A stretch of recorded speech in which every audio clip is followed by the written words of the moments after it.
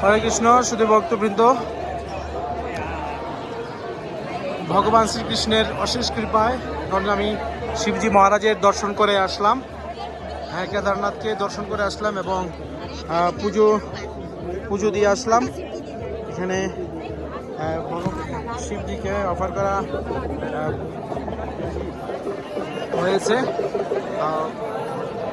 অন্ন, বস্ত্র আর বিভিন্ন উপাদান।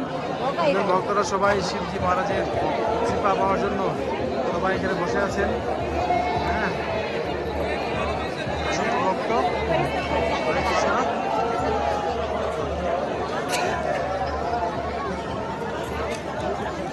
অনেকে লাইনেও আছে।